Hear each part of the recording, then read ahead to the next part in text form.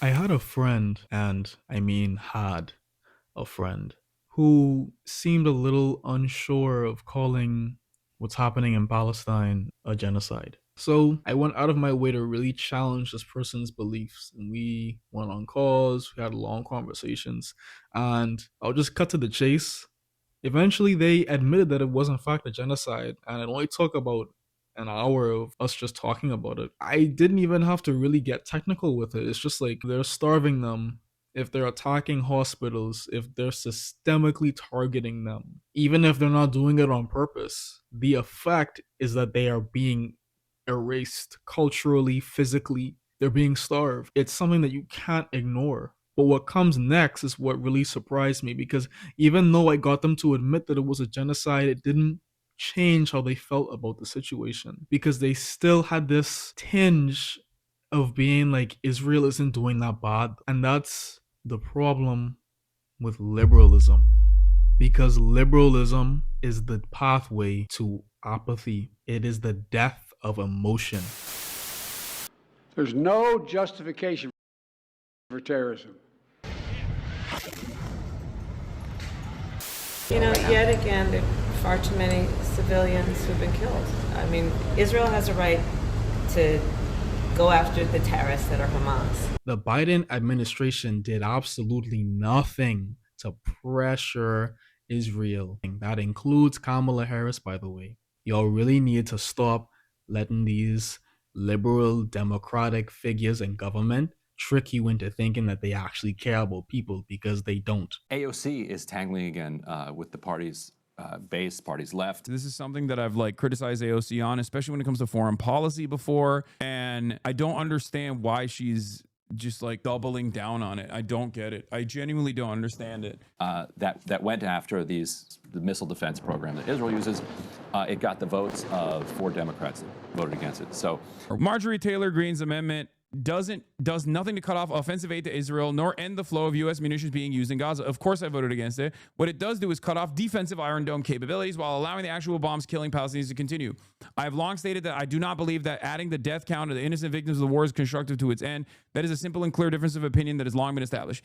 This is a bullshit. If you do believe that Israel's carrying out a genocide, any support for that is support for that genocide, even if it's... What are they using the defensive weapons for? An incredibly cowardly way to fucking defend this decision, by the way. Say, oh, it's defensive weapons. What do you mean defensive weapons? Who gives a shit? Everyone at this point, especially someone like AOC, should be aware that Israel gets to fucking literally do as much violence as possible, because they know full well that we're always going to be footing the bill on the defensive side. Just because somebody makes memes, just because they smile, just because they are wrapped in blue, does not mean that they actually give a fuck about what is happening, bro. Do y'all know the horrible things that Obama did? Understand what the precipitating event here was that's causing the current crisis.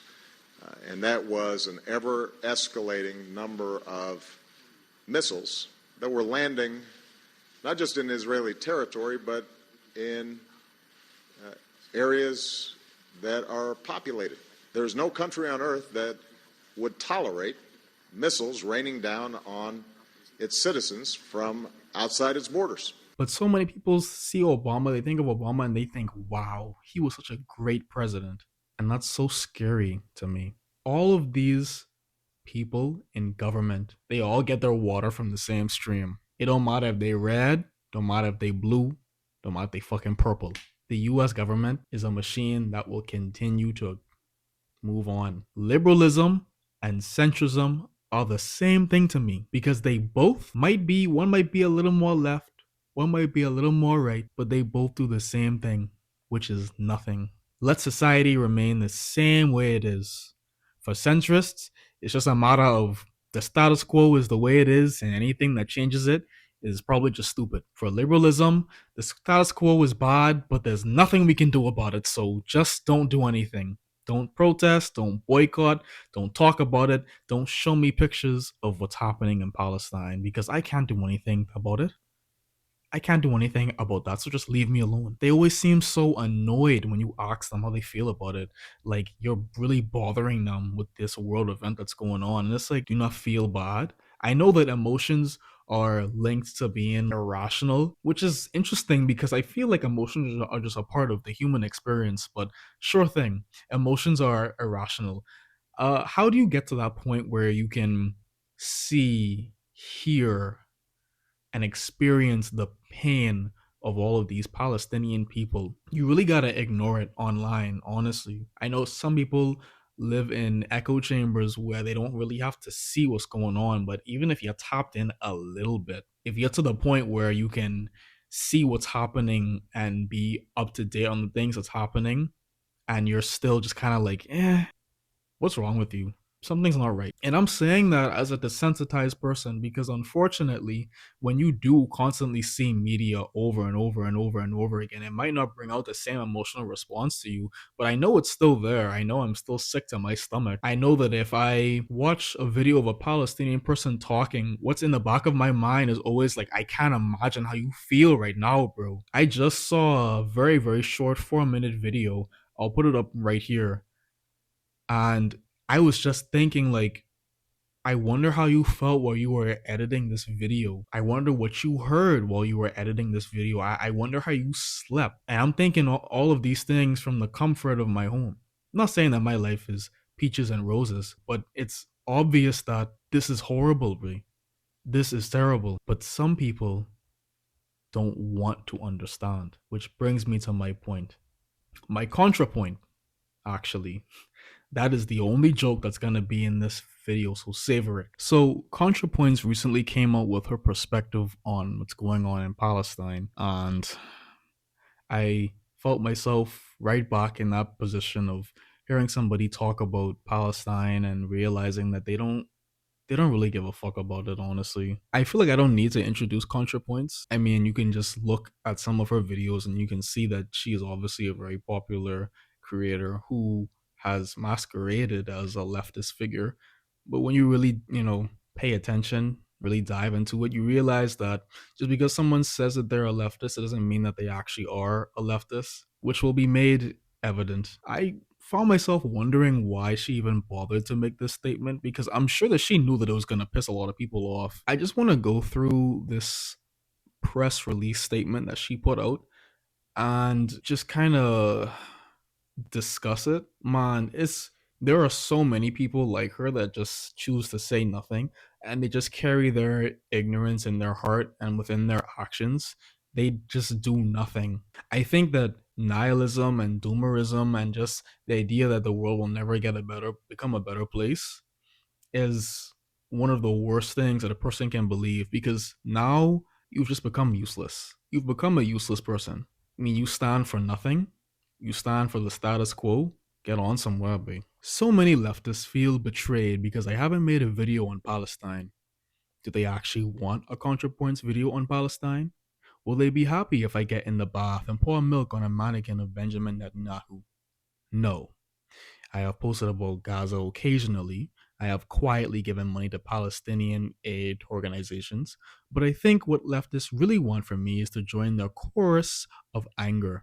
Are you trying to suggest that the anger that people are expressing towards the genocide, is it too much? I don't understand what this chorus of anger is. Do you know how many people have to die for something to be considered a genocide? And you're calling it a chorus of anger? Do you not see it as justified anger? Do you not dislike genocide? Which one of these things is false? Because you can't say that it's a genocide and then also say that people are too angry about it. Because that's what this chorus of anger phrase means. You're trying to say that people are being savage. If you think that they're doing too much, then I think you should reevaluate what the word genocide means because you used it, but I don't know if you really know what it means. They sense some hesitation on my part and are judging me very harshly on my presumed opinions. I'd rather be judged on my actual opinions, so here they are. Is Israel committing genocide in Gaza? Yes. Do I oppose it? Yes. Do I feel angry about it? Yes. I also feel a lot of other things. I don't like to be black and white with anything. I find that when you're talking to somebody about this and they say but, what comes after will normally ruin the rest of your day. Because what will come next is them really telling you how they feel. The little prelude that they give you when they say that Israel is committing genocide, Israel is doing this, Israel is doing that, but they're telling you how they actually feel. And you need to pay attention and you need to really listen because unfortunately, this person is most likely a Zionist. Maybe they don't even realize that they're a Zionist, but what they're about to tell you is Zionist ideology. Doom. The week after October 7, it was clear the mood among Israeli leaders and civilians was overwhelmingly kill or be killed, existential panic, and unstoppable lust for revenge. It reminded me of the US after 9/11. There was no reasoning or protesting them out of it, nor was it politically feasible for the US to withdraw aid to Israel on a time frame that would make a difference. It would have required replacing most of Congress and overturning decades of bipartisan strategy and diplomacy. Even in the best case scenario, it would have taken years.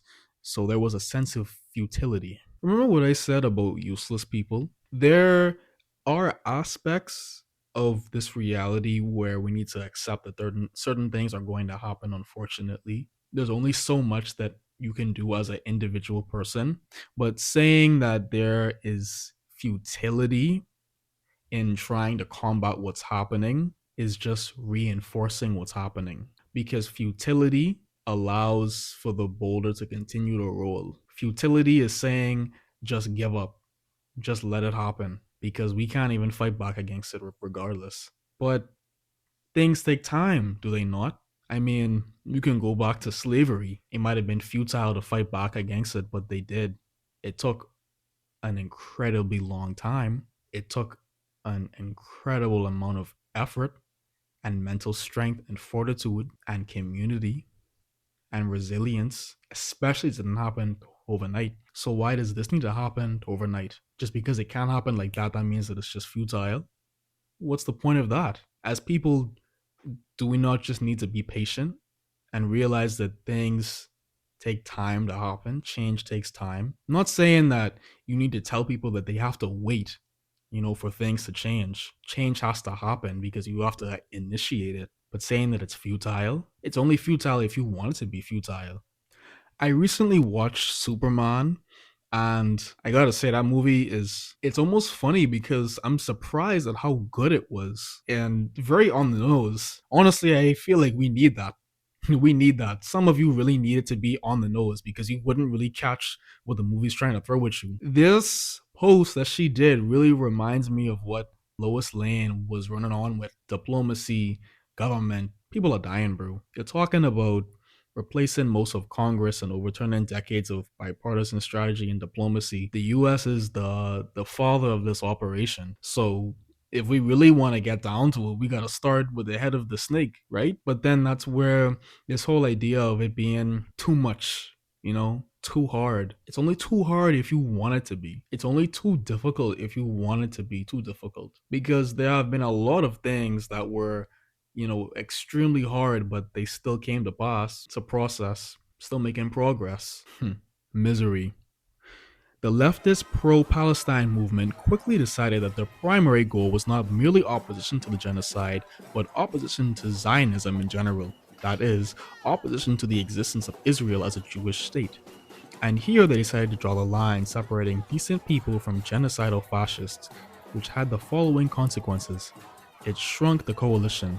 Zionist is a very broad category. Most Jews are Zionists. The talk of a holy land promised by God to Jews, his chosen people, an apocalyptic war signaling the end times and the resurrection of Jesus, who would save all Christians, sounds to many as fantastical and weak grounds on which to base an understanding of global geopolitics. However, this is a fundamental theological belief of more than 80 million Americans who call themselves evangelical Christians, many of whom firmly support Zionism, the political ideology underpinning the state of Israel. Anyone who supports a two-state solution is a Zionist. It was politically infeasible. What is the pathway that takes us from the present situation to the dissolution of Israel as a Jewish state? I don't see how this could happen without either a total internal collapse of Israeli society or else, nuclear war. As usual, leftists have championed a doomed cause. as usual? What does that mean? Do I have to go back to the slavery example? What makes something a doomed cause exactly? Is it doomed because it won't happen within your lifetime? There's gonna be a lot of change that happens when I've been dead for decades, centuries. Doesn't mean it's a doomed cause. Everything that I stand for now, I probably won't see the progress that I really, really want until I'm long gone. But that's okay, because that's just how progress is. The seeds were planted by our ancestors. We gotta take care of that plant. We gotta take care of that forest, that garden. And then when we are gone, that's when our descendants will continue the hard work. I don't know what doomed cause she might be referring to, but it's only doomed when people stop doing it. It introduced dangerous ambiguities. The vagueness of Zionism as a political Satan enables all kinds of rhetorical abuses. On the one hand, right-wing Israelis hold up all anti-Zionist protests as existentially threatening and inherently anti-Semitic. On the other hand, there was a long history of anti-Semites using the term Zionist in deliberately equivocal ways, Zog, etc. Anti-Semites are happy for the opportunity to misappropriate the now popular anti-Zionist label to legitimize their agenda, and many people are not informed enough about anti-Semitism to recognize when this is happening. These problems are mutually reinforcing. I spoke to my friend about this, but it's interesting that the only statement that you choose to make about Palestine, you spend so much of it not talking about Palestine. You instead talk about Zionism, you talk about the left and the right, you talk about anti Semitism. It makes me wonder why you chose to focus on these things when you could have focused on what was literally happening in Palestine, what was and what is happening in Palestine right now as she typed this message. Why is it that you chose to focus on this? This also happened when I was speaking to my former friend. I found that it felt like she was going off topic a lot, talking about things that weren't exactly relevant. And in the back of my mind, I'm just thinking, like, why are you even talking about this right now? Like, what point are you trying to make? It's almost like you're dodging the point. Somewhat related stuff is fine to talk about and discuss, but it doesn't take away the fact that Israel is committing a genocide. It makes it worse that she said that at the start. And like I said, but what can you really say after that? Genocide is a wall that is very hard to jump over. And the things that you're saying now do not evoke the same emotional response to me. You saying that Israel is committing a genocide in Palestine is here.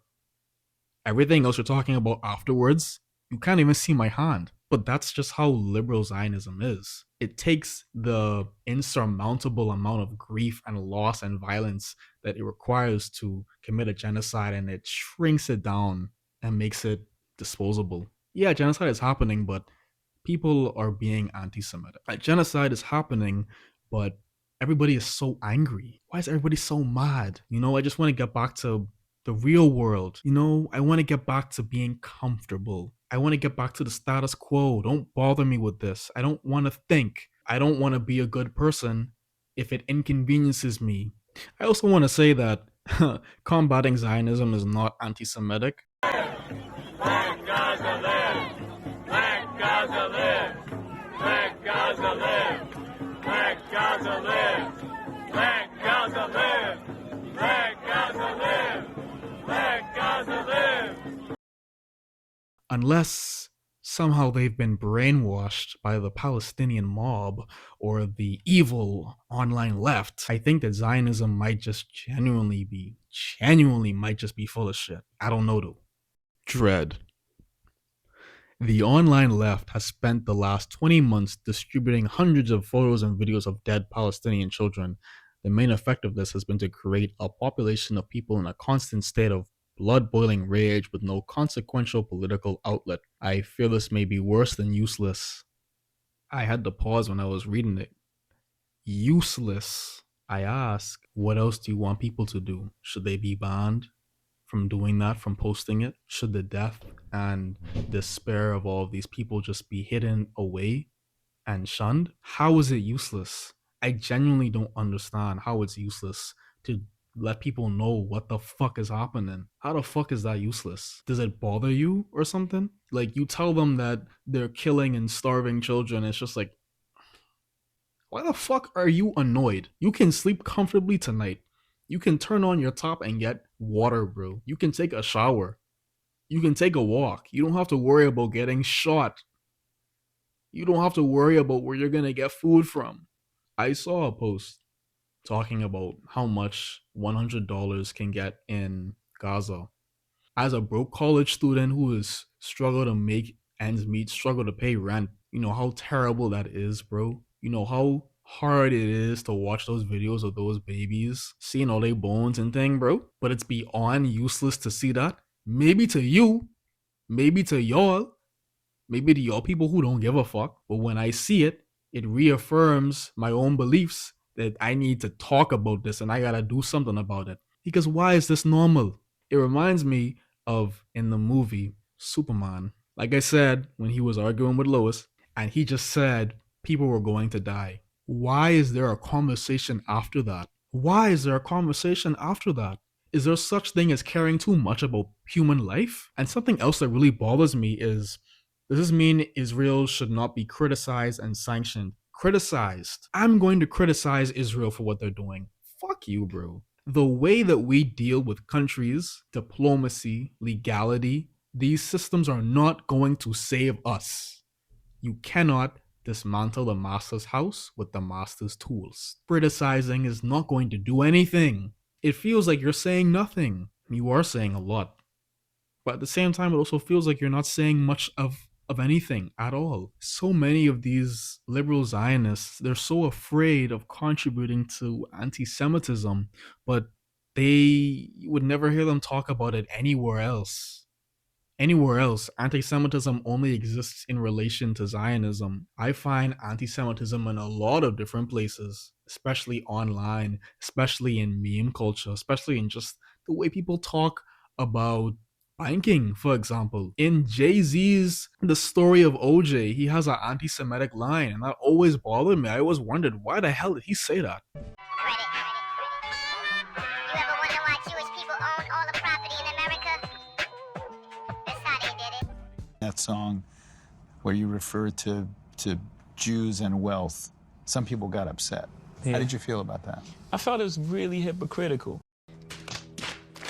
There's so much anti-Semitism in the world, but it's always been, now all of a sudden y'all care so much about anti-Semitism, which is so strange because you can care about anti-Semitism and also realize that Zionism is extremely evil. There are so many Jewish people who hate Zionism that it doesn't make sense that y'all are so, I don't even know how to say it. You tiptoe around it. I don't want to be anti-Semitic.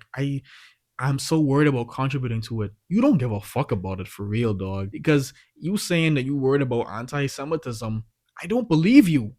I genuinely don't believe you. Because if you can't understand that Zionism is evil, then I don't believe you understand anti-Semitism. Because how is it you could understand this? You can't understand this. I don't believe you. I have come to the conclusion that if somebody is weirdly a Zionist, like, it doesn't really make sense that they would be. I'm not talking about Contrapoints specifically. It's just a general thing I've noticed. They probably have other people around them who are also Zionists, and it kind of pushes them to be a Zionist, because to remain in the space of Zionists, you have to be a Zionist. Because if you're not a Zionist, then you are an enemy. Because what do you mean you don't support Israel? You must be anti-Semitic. Bitterness. Much of the online left spent all of 2024 single-mindedly focused on Palestine and the complicity of Democratic politicians in sending aid to Israel. This campaign had the following effects. 0 Palestinian lives were saved. Not one fewer bomb or bullet was fired by the IDF. It may have slightly contributed to the re-election of Trump, guaranteeing that the US will put no diplomatic pressure on Netanyahu for at least 4 years, and making protests against Israel both much riskier and less effective. Trump is also, incidentally, a menace to me and basically everyone I care about. A perfectly enlightened being would feel no bitterness about this, but I do. None of this is the fault of Palestinians, of course, who are overwhelmingly the victims here. I hope that someday American policy will shift in their favor, but I will continue to support that cause. This last section truly reveals the motives behind Contrapoints' viewpoint towards the whole situation. It may have slightly contributed to the re-election of Trump. Trump is also, incidentally, a menace to me and basically everyone I care about. Really, guys, I don't know why y'all would let Trump get elected. Y'all know Contrapoints don't like Trump, but y'all selfish, bro. I ain't gonna lie, y'all genuinely selfish. Y'all genuinely selfish. Like, y'all know Contrapoints don't like Trump. But honestly, that's just the tendency of white queerness. Everybody says that about y'all, that y'all only think about yourself. God damn, boy. How did you make this about yourself? Why would you read this over, see that you include the word me, and then I'm gonna include it. It's really scary, bro. You're so inconvenienced by Trump being elected. Isn't this supposed to be about Palestine? How many times did you mention Palestine directly? How many times did you mention exactly what Israel is doing specifically? So what's the point of this, way? You say that Palestinians are overwhelmingly the victims here, but you don't even mention what's really happening. You don't even really talk about it. Too long, didn't read. I see the situation as bleak, intractable, extremely divisive, and devoid of any element that could be appropriately transformed into political entertainment. That's why I haven't made a video about it. Hopefully, it goes without saying that these are just my thoughts. I'm sure other breadtubers have different opinions. I think it goes without saying. I feel like you shouldn't have posted this way. I feel like you should have just kept this to yourself. I feel like it would have been better if you said absolutely nothing. Because at least then, people could have said, maybe you actually care about the fact that it's a genocide and you're not just going to mention that it's a genocide, put up this huge wall. Because how can you just say but after mentioning genocide and then somehow make it about yourself and somehow manage to make it about the online left being just too angry? But you did. You somehow did. And just like my ex-friend, just like you Contrapoints, just like every other liberal Zionist, y'all are going to continue to sleep peacefully knowing that you don't really care about the genocide that's happening. Knowing that you are going to maintain the status quo because things are just the way that they are. Israel just, it needs to exist, And it's a shame. It's a shame that the situation is the way it is, but there's absolutely nothing we can do. So don't fucking bother me about it. Yes, it's a genocide, okay? I don't give a fuck. I don't care. I live in the Bahamas. I am very far away from Palestine, but the connecting thread between me being in the Bahamas and Palestine is that when I see oppression, it makes me uncomfortable. It makes me upset, makes me angry, makes me sad. It evokes an emotional response in me, as it does many other people that just have empathy and have a heart. And a common reaction to that is to say that facts don't care about your feelings. And that we have to be logical and that we can't be driven by our emotions, which is true to an extent. But what ends up happening is when you silence your emotions so much, that's when you get to the point where you can look at all the footage of Palestine and it doesn't click. It doesn't click what's happening. Because that's what's happened with so many people. They've become desensitized to it and their emotions have been turned off, so now they just feel nothing. They're wrapped up in the logistics of it and they just think, well, there's both sides and Hamas did this and I have friends that are Zionists that are pretty cool and it's like, take a step back. People are dying, but that's not enough. That's never been enough. Death of people has never been enough for anything.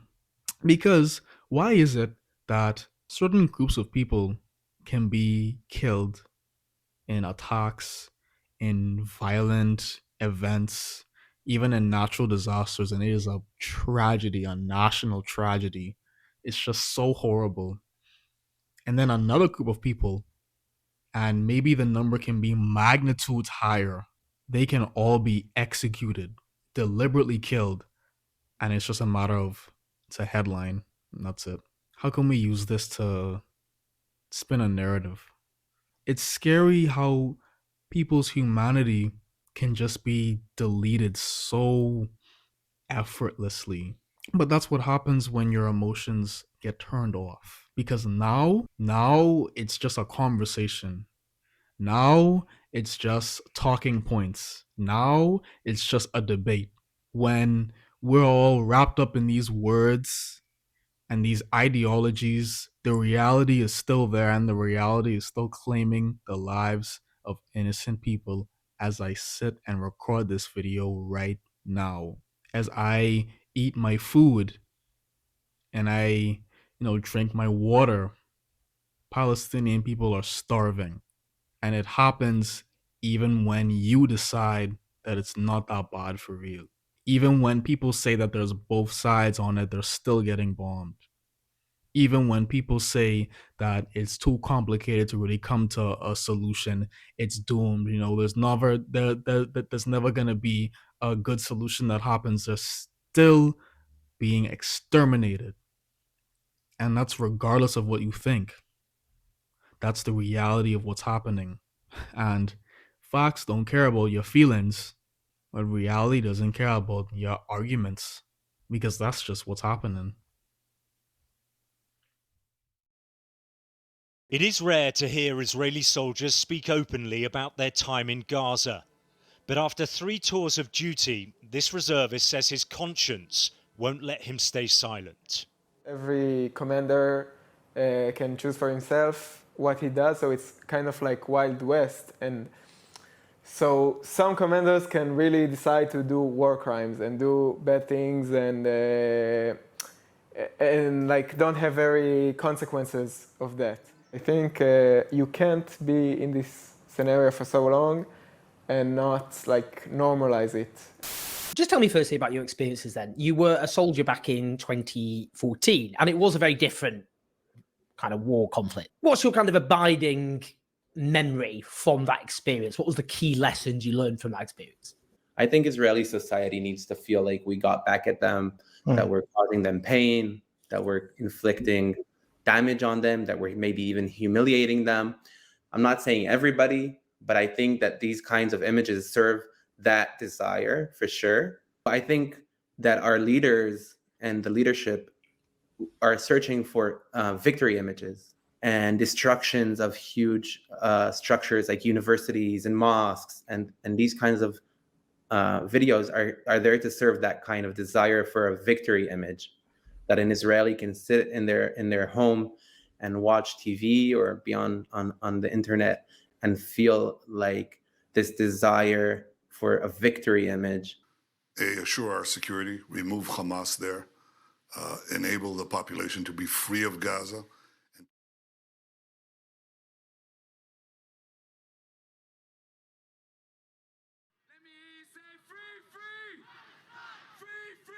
Everything about this plan means that it's the last phase of the genocide. It's the end. What we need from you now is to multiply everything you've done so far 100 times. You need guys to intensify everything you've done to Gaza before and to make it serious. Your governments need to cut the diplomatic, the political, the economic ties with Israel right now, in this moment, because once this plan starts, there's no way back. There's no Palestine back. There's no Gaza back.